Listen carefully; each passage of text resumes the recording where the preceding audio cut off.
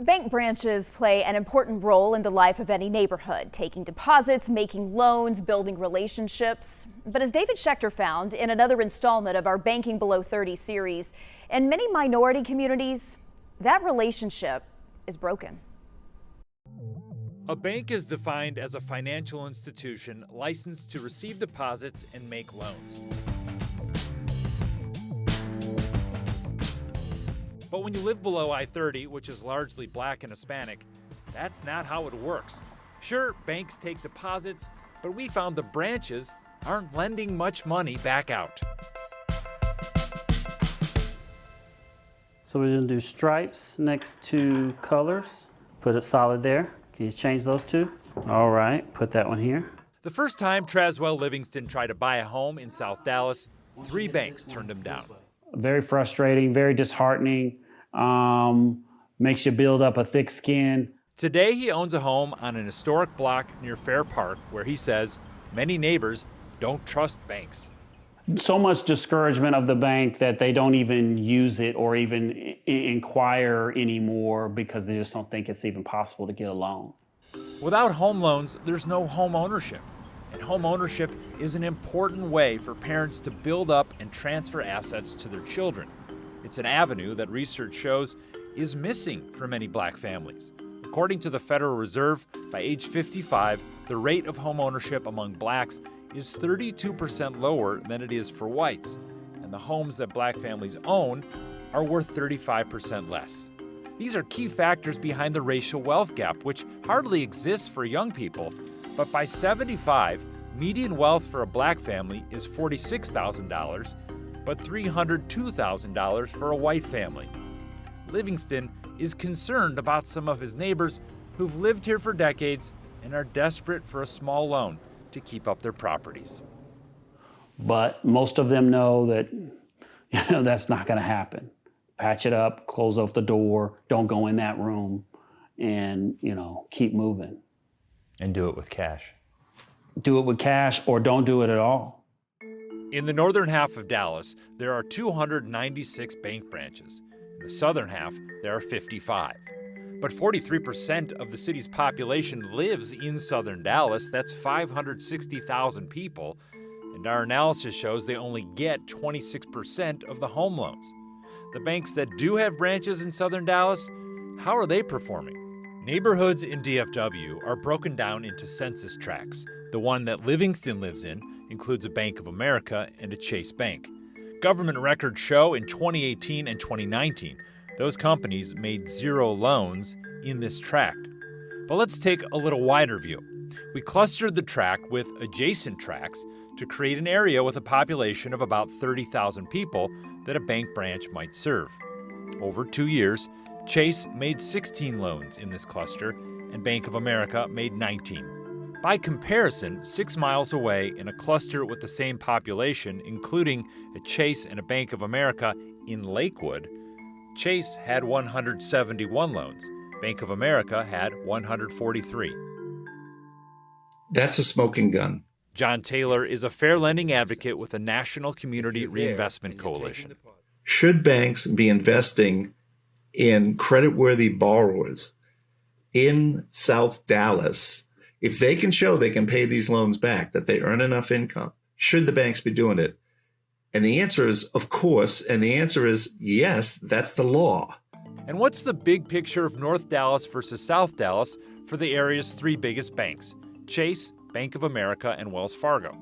Well, for Chase's northern branches, there were on average 102 loans around each branch. In the south, there were 32. Around Bank of America's northern branches, the average was 67 and 23 down south.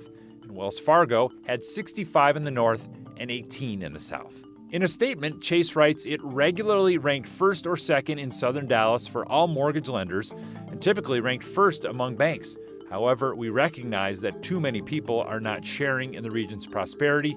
In southern Dallas and within communities of color, we know we can do better. Bank of America says loan data from 2018 and 2019 doesn't capture the bank's more recent affordable homeownership initiative in southern Dallas, which has recently lent $75 million to 365 low to moderate income borrowers and made $4 million in down payment grants to first-time homebuyers. Wells Fargo noted on its bank exams its distribution of loans to low to moderate income borrowers exceeded the aggregate lending and received a rating of good despite affordability challenges in Dallas. If the regulators just raised the question, gee, you only made 4 or 5 loans in all of South Dallas, what the heck is going on here? That's what examiners, regulators are supposed to do. They won't do it, unfortunately, unless somebody makes an issue of it. Big banks are regulated by the Office of the Comptroller of the Currency. In a statement, the OCC says examiners do not have the authority to require a bank to make mortgage loans or to make such loans in a specific area. It also noted other neighborhood factors should be taken into consideration when looking at loan data, like the level of owner-occupied housing, income level, market volatility, and population trends. Bank of America, Chase, any of them, if examiners started asking questions about the lack of commitment, the lack of level of loans to low and moderate income people in neighborhoods, they'd sit up and pay attention. They really would.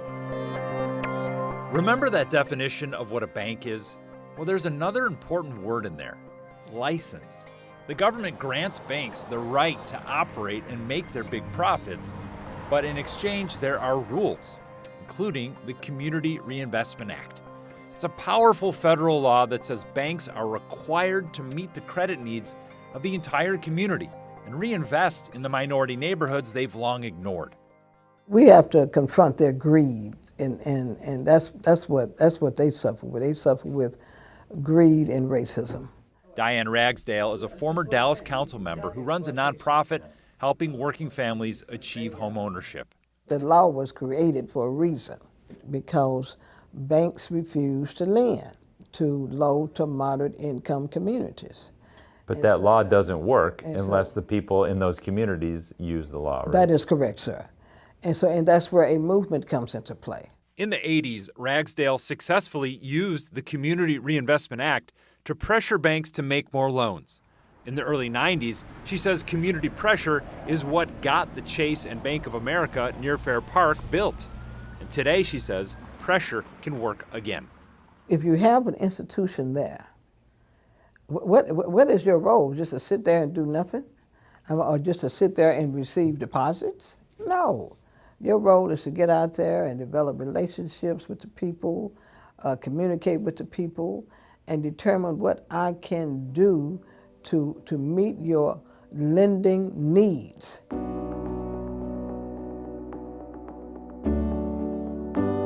In order to get banks to live up to their legal obligations, make loans in the neighborhoods in which they operate, and play a role in closing the racial wealth gap, Ragsdale says an organized community movement is what's needed now. We're more than willing to publicly embarrass you because you have, in essence, disrespected us and our needs. In Dallas, I'm David Schechter reporting.